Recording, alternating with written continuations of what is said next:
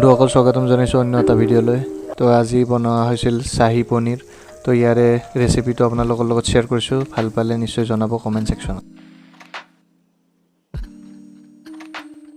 তো বন্ধুসকল আমাৰ 600 গ্ৰাম পনীৰত ইয়াতে তেল দিয়া হৈছে। এতিয়া নিজৰ হিচাপত দিব লাগে ৰিফাইন তেল। তাৰপিছত পিঁয়াজ দি দিলোঁ। এই পিঁয়াজ দিয়া হোৱাৰ পিছতে আপোনালোকে আদা নহৰু জলকীয়া এই কাটি কেনে এইখিনি এড কৰি দিলে হ'ল। তাৰপিছত এইখিনি ভাজিব লাগিব ভালকৈ পিঁয়াজৰ লগত একেলগে। তো এইখিনি ভাজা হোৱাৰ পিছতে আপোনালোকে ভাজিব নালাগে, যিহেতু এইখিনি পেষ্ট কৰা হ'ব পিছত। তো এইখিনি আমি ভাজি ল'ম। তাতে বিলাহী এড কৰি দিছোঁ। এতিয়া বিলাহী এড কৰি দিয়া হোৱাৰ পিছত এইখিনি ভালদৰে ভাজি ল'ব লাগিব।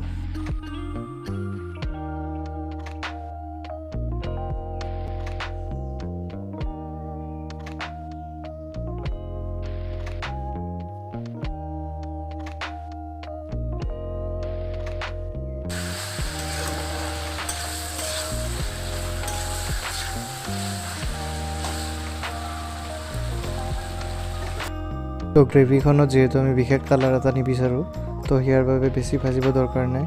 বাকী ইয়াতে কাজু আৰু মগজু লোৱা হৈছে। কাজু 100 গ্ৰাম আৰু মগজু ধৰক 1 পোৱামান লোৱা হৈছে। এইখিনি গ্ৰাইণ্ড কৰা হ'ব এতিয়া।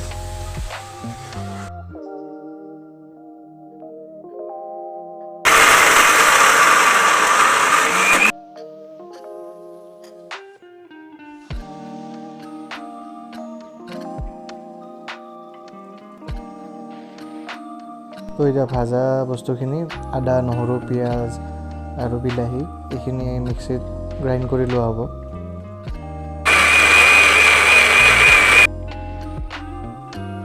তো গাইজ থাৰ্ড ষ্টেপত আমি যাব ওলাইছোঁ।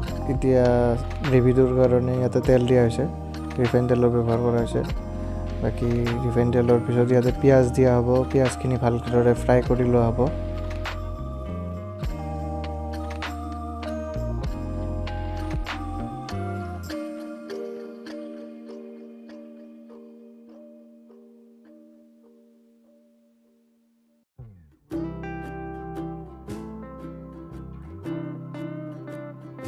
তো গাইজ ইয়াত লৈ লোৱা হৈছে এতিয়া পেষ্টটো কাজু আৰু মগজুৰ।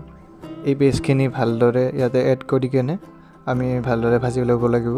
ভাজি লোৱা হোৱাৰ পিছতে ইয়াতে যোনটো আমি আদা নহৰু পিঁয়াজ আৰু বিলাহীৰ যোনটো পেষ্ট বনাইছিলোঁ সেই পেষ্টটো এড কৰি দিম। এই দুটা বস্তু এড কৰাৰ পিছত ভালদৰে ভাজি ল'ব লাগিব, যেতিয়ালৈ ভুনিব লাগিব বস্তুটো যাতে তেল এৰে। যেতিয়া তেল এৰিব তেতিয়া বস্তুটো ৰেডি হৈ যাব। আৰু আপোনালোকক মই টাইম লেপছত দেখাই দিম, আপোনালোকে এনজয় কৰক।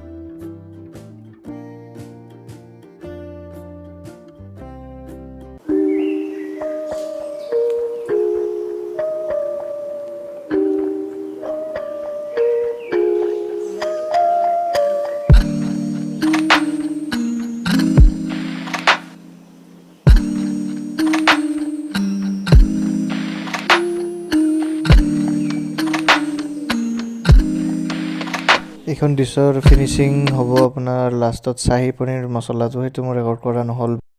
ইয়াতে গাইজ আপোনাৰ সোৱাদ অনুযায়ী নিমখ আৰু লগতে শুকান জলকীয়াৰ গুড়ি এড কৰি দিলে হ'ল। আৰু ইয়াৰে পিছত এইখিনি ভালদৰে ভুনি কেনে যেতিয়ালৈ তেলটো ওপৰত নাহে, তাৰপিছত তেলটো ওপৰত অহাৰ পিছত আপোনালোকে পৰিমাণ অনুযায়ী পানী ব্যৱহাৰ কৰিব পাৰে। বেছি মানুহ থাকিলে অলপ বেছি পানী লাগিব।